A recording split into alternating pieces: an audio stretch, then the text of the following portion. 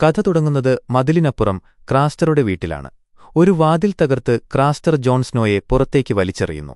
John നിലത്തു വീണു. ജിയോർ മോർമോണ്ടും മറ്റ് നൈറ്റ്സ് വാച്ച് അംഗങ്ങളും ചാടിയെഴുന്നേറ്റു. ക്രാസ്റ്റർ അലറി, ഇറങ്ങിപ്പോടാ എല്ലാവരും. അവൻ ജോണിന്റെ വയറ്റിൽ ആഞ്ഞൊന്നു തൊഴിച്ചു. എന്നിട്ട് മോർമോണ്ടിന്റെ നേരെ വിരൽ ചൂണ്ടിപ്പറഞ്ഞു, നീയും നിന്റെ ആളുകളും എന്റെ വീട് വിട്ടുപോകണം, അല്ലെങ്കിൽ വിവരമറിയും. ജോൺ സ്നോ എഴുന്നേൽക്കാൻ ശ്രമിച്ചു. അവന്റെ വായിൽ നിന്ന് ചോര വരുന്നുണ്ടായിരുന്നു. മോർമോണ്ട് ജോണിനോട് പറഞ്ഞു, പുറത്തുപോയി നിൽക്ക്. ജോൺ എന്തോ പറയാൻ ശ്രമിച്ചെങ്കിലും മോർമോണ്ട് സമ്മതിച്ചില്ല. പുറത്ത് മഞ്ഞിൽ സാം ജോണിന്റെ മുറിവുകൾ തുടച്ചുകൊടുക്കുകയാണ്. മോർമോണ്ട് അവിടേക്ക് വന്നു. മോർമോണ്ട് ചോദിച്ചു, നീ എന്താണ് ചെയ്തത്? ജോൺ പറഞ്ഞു, ഞാൻ അവനെ പിന്തുടർന്നു. അവൻ ആ കുഞ്ഞിനെ കാട്ടിലേക്ക് കൊണ്ടുപോയി. അവൻ ആൺകുട്ടികളെ കൊല്ലുകയാണ്. പെട്ടെന്ന് ജോൺ നിർത്തി. മോർമോണ്ടിന്റെ മുഖത്ത് ഒരു ഭാവവ്യത്യാസവുമില്ല. ജോൺ അത്ഭുതത്തോടെ ചോദിച്ചു, നിങ്ങൾക്ക് ഇതറിയാമായിരുന്നോ? മോർമോണ്ട് പറഞ്ഞു, കാട്ടുവാസികൾ ക്രൂരന്മാരായ ദൈവങ്ങളെയാണ് ആരാധിക്കുന്നത്. ആ ആൺകുട്ടികൾ ക്രാസ്റ്ററുടെ ബലിയാണ്. ജോൺ ചോദിച്ചു, ബലിയോ? അവൻ സ്വന്തം മക്കളെ കൊല്ലുകയാണ്. അവനൊരു രാക്ഷസനാണ്. മോർമോണ്ട് പറഞ്ഞു, അതെ, പക്ഷേ ആ രാക്ഷസൻ കാരണം നമ്മുടെ എത്രയോ റേഞ്ചർമാർ രക്ഷപ്പെട്ടിട്ടുണ്ട്, നിന്റെ അമ്മാവൻ ബെഞ്ചൻ സ്റ്റാർക്കുൾപ്പെടെ. നമുക്ക് വേറെ യുദ്ധങ്ങൾ ജയിക്കാനുണ്ട് ജോൺ. ഇഷ്ടപ്പെട്ടാലും ഇല്ലെങ്കിലും നമുക്ക് ക്രാസ്റ്ററെ ആവശ്യമാണ്. ജോൺ വിറച്ചുകൊണ്ട് പറഞ്ഞു, ഞാൻ കണ്ടു. മറ്റെന്തോ ഒന്ന് ആ കുഞ്ഞിനെ കൊണ്ടുപോകുന്നത് ഞാൻ കണ്ടു. മോർമോണ്ട് പറഞ്ഞു, അതെ, നീ കണ്ടത് എന്തുതന്നെയായാലും ഇനിയും അത് കാണേണ്ടിവരും. കുതിരയെ തയ്യാറാക്കൂ. നേരം വെളുക്കുമ്പോൾ നമ്മൾ തിരിക്കും. മോർമോണ്ട് ജോണിന്റെ വാൾ തിരിച്ചുകൊടുത്തു. ഇനി ഇത് കളയരുത്. നേരം വെളുത്തു. നൈറ്റ്സ് വാച്ച് സംഘം യാത്രയ്ക്ക് തയ്യാറെടുക്കുന്നു. സാം ഗില്ലിയുടെ അടുത്തേക്ക് ചെന്നു. സാം പറഞ്ഞു, ഞാൻ നിനക്കൊരു സമ്മാനം തരാം. ഇത് എന്റെ അമ്മയുടേതാണ്. സാം ഒരു വെളുത്ത തയ്യൽ സൂചി അവൾക്കു കൊടുത്തു. ഗില്ലി പറഞ്ഞു, എനിക്കിത് വേണ്ട. സാം പറഞ്ഞു, ഇത് അമ്മ തുന്നാൻ ഉപയോഗിച്ചിരുന്നതാണ്. എനിക്ക് ആകെയുള്ള ഓർമ്മ ഇതാണ്. നീ ഇത് സൂക്ഷിക്കണം, ഞാൻ തിരിച്ചുവരുന്നതുവരെ. ഗില്ലി സാമിനെ ഒന്നു നോക്കി. എന്നിട്ട് ആ തയ്യൽ സൂചി വാങ്ങി ഓടിപ്പോയി. സാം ചിരിച്ചുകൊണ്ട് യാത്ര തിരിച്ചു. വിന്റർഫെല്ലിൽ ഒരു പുതിയ പ്രഭാതം. ഹോഡോർ കൊട്ടാരത്തിലൂടെ നടക്കുന്നു. അവൻ ബ്രാൻഡ് മുറിയിലേക്ക് ചെല്ലുന്നു. ബ്രാൻ സ്റ്റാർക്ക് ഞെട്ടിയുണരുന്നു. അവന്റെ നെഞ്ചിൽ സമ്മർ എന്ന ചെന്നായ കയറി നിൽക്കുന്നു. അവരുടെ മുഖങ്ങൾ തമ്മിൽ മുട്ടാറായിരിക്കുന്നു. ബ്രാൻ കിതയ്ക്കുകയാണ്. പിന്നീട് ബ്രാൻ മേസ്റ്റർ ലൂവിനോട് തന്റെ സ്വപ്നത്തെക്കുറിച്ച് പറയുന്നു.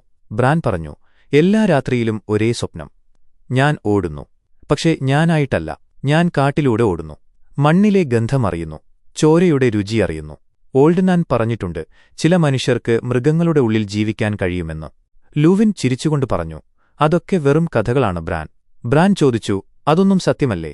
ലൂവിൻ പറഞ്ഞു, പണ്ടുണ്ടായിരുന്നിരിക്കാം. പക്ഷേ ഇപ്പോൾ ഡ്രാഗണുകളും മാജിക്കുമൊക്കെ ഈ ലോകത്തുനിന്ന് പോയിക്കഴിഞ്ഞു. ബ്രാൻ പറഞ്ഞു, എന്റെ സ്വപ്നങ്ങൾ സത്യമാണ്. അച്ഛൻ മരിക്കുന്നത് ഞാൻ സ്വപ്നത്തിൽ കണ്ടതാണ്. ലൂവിൻ പറഞ്ഞു, നീ കണ്ട എത്രയോ സ്വപ്നങ്ങൾ നടക്കാതെ പോയിട്ടുണ്ട്. ലൂവിൻ തന്റെ കഴുത്തിലെ മാലയിൽ നിന്ന് ഒരു കണ്ണി കാണിച്ചുകൊടുത്തു. വലീരിയൻ സ്റ്റീൽ.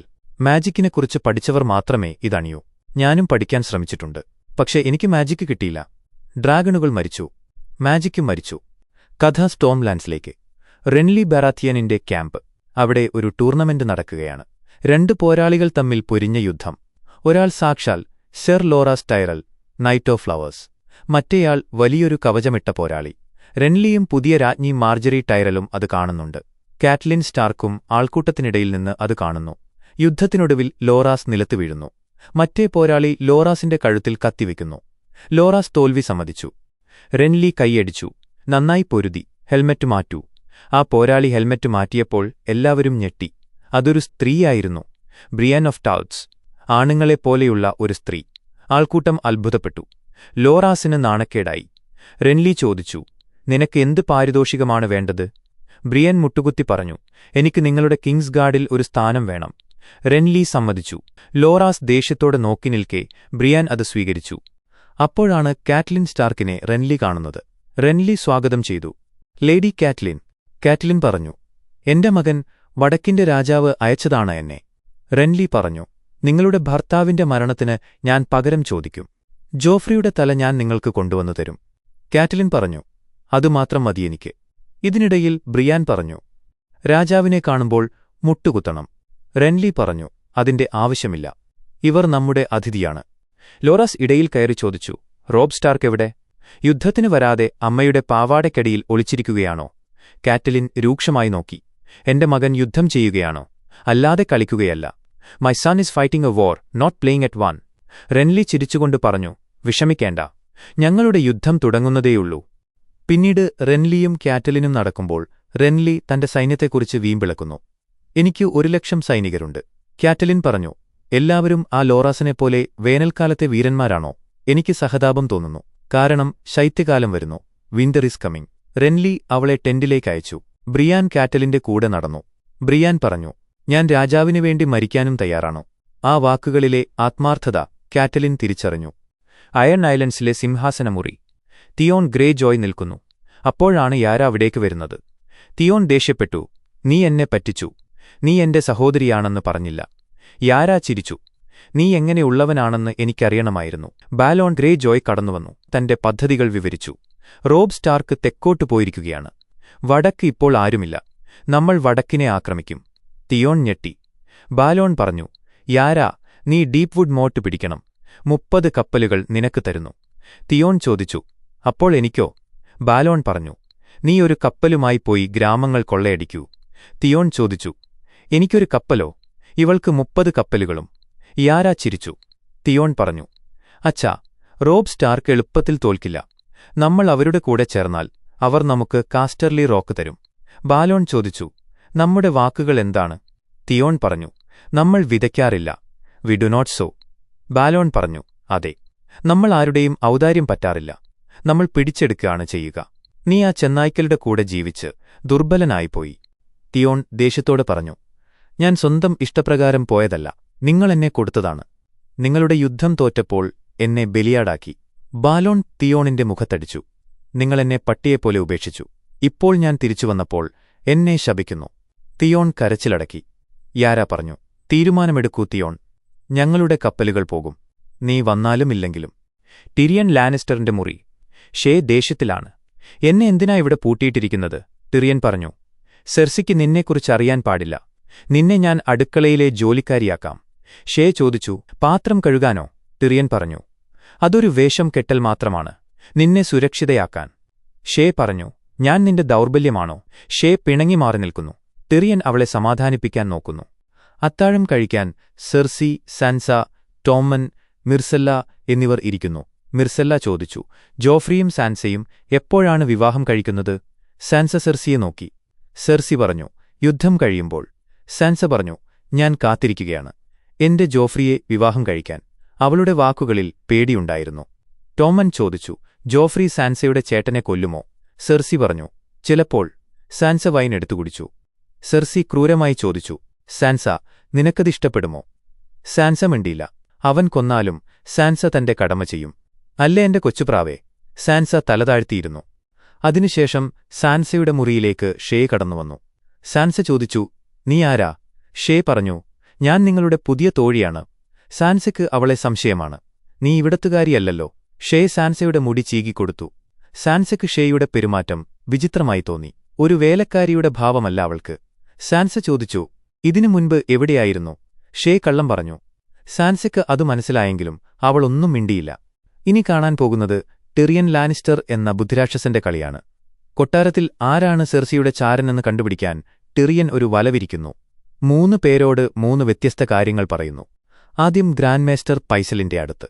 ടിറിയൻ പറഞ്ഞു, ഇതാരും അറിയരുത്. ഞാൻ മിർസെല്ലയെ ഡോണിലേക്ക് വിവാഹം കഴിച്ചയക്കാൻ പോകുന്നു. പൈസൽ, ഞാൻ ആരോടും പറയില്ല. അടുത്തത് വാരീസിന്റെ അടുത്ത്. ടിറിയൻ പറഞ്ഞു, ഞാൻ മിർസെല്ലയെ തിയോൺ ഗ്രേജോയ്ക്ക് വിവാഹം കഴിച്ചയക്കാൻ പോകുന്നു. വാരീസ്, രഹസ്യം സൂക്ഷിക്കാം. അവസാനം ലിറ്റിൽ ഫിംഗറിന്റെ അടുത്ത്. ടിറിയൻ പറഞ്ഞു, ഞാൻ മിർസെല്ലയെ റോബിൻ ആറിന് കൊടുക്കാൻ പോകുന്നു. പകരം നിനക്ക് ഹാരൻഹാൽ തരാം. ലിറ്റിൽ ഫിംഗർ സന്തോഷത്തോടെ സമ്മതിച്ചു. രാത്രി. റെൻലിയുടെ ടെന്റ്. റെൻലിയും ലോറാസും തമ്മിൽ പ്രണയത്തിലാണ്. പക്ഷേ ലോറാസിന് ദേഷ്യമാണ്. ബ്രിയാനെ കിങ്സ്ഗാർഡിലെടുത്തത് അവനിഷ്ടപ്പെട്ടില്ല. ലോറാസ് പറഞ്ഞു, ഇന്ന് രാത്രി വേണ്ട. നിന്റെ ഭാര്യ മാർജറി കാത്തിരിക്കുകയാണ്. അവൾ കന്യകയാണ്. നിനക്ക് അവളുടെ കുടുംബത്തിന്റെ പിന്തുണ വേണമെങ്കിൽ അവളുമായി ബന്ധപ്പെടണം. റെൻലി മടിയോടെ മാർജറിയുടെ അടുത്തേക്ക് ചെല്ലുന്നു. മാർജറി സുന്ദരിയാണ്. അവൾ വസ്ത്രങ്ങൾ അഴിച്ചുമാറ്റുന്നു. പക്ഷേ റെൻലിക്ക് അവളോട് താൽപ്പര്യം തോന്നുന്നില്ല. റെൻലി പറഞ്ഞു, വൈൻ കുടിച്ചതുകൊണ്ടാണ്. മാർജറി ചിരിച്ചു. അവൾക്ക് കാര്യം മനസ്സിലായി. അവൾ പറഞ്ഞു, എന്റെ സഹോദരൻ ലോറാസ് വേണമെങ്കിൽ വന്ന് സഹായിക്കും. അല്ലെങ്കിൽ ഞാൻ തിരിഞ്ഞുകിടക്കാം. അപ്പോൾ ഞാൻ അവനാണെന്ന് നിങ്ങൾക്ക് സങ്കൽപ്പിക്കാമല്ലോ. റെൻലി ഞെട്ടിപ്പോയി. മാർജറി പറഞ്ഞു, നമുക്ക് അഭിനയം വേണ്ട. നിങ്ങളുടെ ശത്രുക്കൾക്ക് നമ്മളെ തകർക്കാൻ ആഗ്രഹമുണ്ട്. അത് നടക്കാതിരിക്കാൻ എനിക്ക് ഗർഭിണിയാകണം. അതെങ്ങനെ വേണമെന്ന് നിങ്ങൾ തീരുമാനിച്ചു. നിങ്ങളാണ് രാജാവ്. മാർജറി വെറുമൊരു പെണ്ണല്ല, അവളും കളി പഠിച്ചവളാണ്. സെർസി അലറിക്കൊണ്ട് ടിറിയന്റെ മുറിയിലേക്ക് വരുന്നു. നീ എന്റെ മകളെ ഡോണിലേക്ക് അയക്കാൻ പോകുകയാണോ? ടിറിയൻ ചിരിച്ചു. അവന് കാര്യം മനസ്സിലായി. സെർസി കരഞ്ഞു. അവളെ അയക്കരുത്, അവൾ ബന്ദിയാക്കപ്പെടും. ടിറിയൻ പറഞ്ഞു, അവൾ സുരക്ഷിതയായിരിക്കും. ഈ നഗരം വീഴാതിരിക്കാൻ നമുക്ക് ഡോണിന്റെ സഹായം വേണം. സെർസി അവനെ തള്ളിമാറ്റി. ഇറങ്ങിപ്പോടാ. തിയോൺ കത്തെഴുതുന്നു. റോബ്, എന്റെ അച്ഛൻ നിങ്ങളെ ആക്രമിക്കാൻ പോകുന്നു. പക്ഷേ അവൻ ആ കത്ത് കത്തിച്ചുകളയുന്നു. റോബ് സ്റ്റാർക്കിനോടുള്ള കൂറ് അവൻ ഉപേക്ഷിച്ചു. ഇനി അവൻ തിയോൺ ഗ്രേജോയാണ്. കടൽക്കരയിൽ വെച്ച് അവൻ ഡ്രൗണ്ട് ഗോഡിന്റെ വിശ്വാസം സ്വീകരിക്കുന്നു. തലയിൽ ഉപ്പുവെള്ളമൊഴിക്കുന്നു. What is dead may never die അവൻ ഏറ്റുചൊല്ലി. ബാലോണും യാരയും അത് നോക്കി നിൽക്കുന്നു. തിയോൺ തന്റെ കുടുംബത്തെ തെരഞ്ഞെടുത്തു. വടക്കിനെ ചതിക്കാൻ അവൻ തയ്യാറായി. ടിറിയൻ ബ്രോണിനെയും കൂട്ടി പൈസലിന്റെ മുറിയിലേക്ക്. പൈസൽ ഒരു പെണ്ണിന്റെ കൂടെയാണ്. ബ്രോൺ വാതിൽ തകർത്ത് അകത്തുകയറുന്നു. ടിറിയൻ പറഞ്ഞു, നിങ്ങളെന്നെ നിരാശപ്പെടുത്തി ഗ്രാൻഡ് മെയ്സ്റ്റർ. പൈസൽ പറഞ്ഞു, അത് വാരിസാണ് ചെയ്തത്. ടിറിയൻ പറഞ്ഞു, അല്ല, ഞാൻ വാരിസിനോട് പറഞ്ഞത് വേറെ കഥയാണ്. ലിറ്റിൽ ഫിംഗറോട് പറഞ്ഞതും വേറെയാണ്. നിന്നോട് മാത്രമേ ഡോണിന്റെ കാര്യം പറഞ്ഞുള്ളൂ. പൈസൽ വിറച്ചു. ടിറിയൻ പറഞ്ഞു, ഇവനെ തടവിലിടൂ. താടി വെട്ടിക്കളയൂ. ബ്രോൺ അയാളുടെ താടി അരിഞ്ഞുമാറ്റുന്നു. പൈസലിനെ വലിച്ചിഴച്ചു കൊണ്ടുപോകുന്നു. ടിറിയൻ ആ പെണ്ണിന് ഒരു നാണയമെറിഞ്ഞുകൊടുത്തു. പിന്നീട് ടിറിയനും വാരിസും സംസാരിക്കുന്നു. വാരിസ് പറഞ്ഞു, നന്നായി കളിച്ചു. കൗൺസിൽ ചെറുതായി വരികയാണല്ലോ. ടിറിയൻ പറഞ്ഞു, എനിക്ക് നെഡ് സ്റ്റാർക്കിന്റെ ഗതി വരാൻ ആഗ്രഹമില്ല. വാരിസ് ഒരു ചോദ്യം ചോദിച്ചു. അധികാരം എവിടെയാണ് കുടികൊള്ളുന്നത്? രാജാവിന്റെ കയ്യിലോ, ദൈവത്തിന്റെ കയ്യിലോ, അതോ പണക്കാരന്റെ കയ്യിലോ? ടിറിയൻ പറഞ്ഞു, വാളുള്ളവന്റെ കയ്യിൽ. വാരിസ് പറഞ്ഞു, അല്ല, അധികാരം ഒരു നിഴലാണ്. ജനങ്ങൾ എവിടെയാണോ അധികാരമുണ്ടെന്ന് വിശ്വസിക്കുന്നത് അവിടെയാണ് അധികാരം. ഒരു ചെറിയ മനുഷ്യന് വലിയ നിഴൽ വീഴ്ത്താൻ കഴിയും. രാത്രി യോറന്റെ സംഘം ഉറങ്ങുകയാണ്. ആര്യയ്ക്ക് ഉറക്കം വരുന്നില്ല. അവൾ യോറനോട് സംസാരിക്കുന്നു. യോറൻ തന്റെ കഥ പറയുന്നു. സഹോദരനെ കൊന്നവനെ താൻ എങ്ങനെ കൊന്നു എന്ന്. ഞാൻ അവന്റെ പേരൊന്നും പറയുമായിരുന്നു. അവസാനം ഞാൻ അവനെ കൊന്നു. ആര്യയ്ക്ക് അതിഷ്ടപ്പെട്ടു. അവളും തന്റെ ശത്രുക്കളുടെ പേരുകൾ മനസ്സിൽ പറയാൻ തുടങ്ങി. Joffrey, Cersei, Ilyn Payne the Hound. പെട്ടെന്ന് ഹോൺ മുഴങ്ങി. എഴുന്നേൽക്കൂ. ശത്രുക്കൾ വന്നു. ആമറി ലോർച്ചിന്റെ നേതൃത്വത്തിൽ ലാനിസ്റ്റർ പടയാളികൾ വളഞ്ഞിരിക്കുന്നു.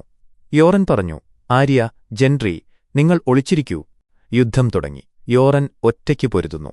പക്ഷേ ഒരുത്തൻ ക്രോസ്ബോ കൊണ്ട് യോറനെ വെടിവെച്ചു. യോറൻ വീണു. എങ്കിലും അവൻ എഴുന്നേറ്റ് പൊരുതി. അവസാനം അവർ യോറനെ വളഞ്ഞിട്ടു കൊന്നു. ആര്യയും ജെൻട്രിയും ഒളിച്ചിരിക്കുകയാണ്. ഈ സമയത്ത് ആ കൂട്ടിലുണ്ടായിരുന്ന 3 പേർ, ജക്കേൻ, ഹെഗറും കൂട്ടരും. അവരുടെ കൂട് തീപിടിക്കാൻ തുടങ്ങി. ജക്കേൻ വിളിച്ചു പറഞ്ഞു, കുട്ടി, സഹായിക്കൂ. ഈ മനുഷ്യൻ വെന്തുമരിക്കും. ആര്യ ഓടിച്ചെന്നൊരു കോടാലിയെടുത്ത് അവർക്ക് എറിഞ്ഞുകൊടുത്തു. അവർ രക്ഷപ്പെട്ടു. ലാനിസ്റ്റർ പടയാളികൾ കുട്ടികളെ പിടിച്ചു. ലോമിയുടെ കാലിൽ മുറിവുണ്ടായിരുന്നു. പോളിവർ എന്ന പടയാളി ചോദിച്ചു, നടക്കാൻ പറ്റുമോ? ലോമി പറഞ്ഞു, ഇല്ല, എന്നെ ചുമക്കണം. പോളിവർ അവന്റെ കഴുത്തിൽ ആര്യയുടെ വാൾ കുത്തിയിറക്കി. ലോമി മരിച്ചു. ആര്യ ഞെട്ടിവിറച്ചു. ആമറി ലോർച്ച് ചോദിച്ചു, ആരാണ് ജെൻട്രി? ആർക്കും മിണ്ടാട്ടമില്ല. ആര്യ പെട്ടെന്ന് ലോമിയുടെ ശവത്തിലേക്ക് ചൂണ്ടി. ലോമിയുടെ തലയ്ക്കടുത്ത് ജെൻട്രിയുടെ കാളത്തലയുള്ള ഹെൽമറ്റ് കിടപ്പുണ്ടായിരുന്നു. ആര്യ പറഞ്ഞു, ഇതാണ് ജെൻട്രി.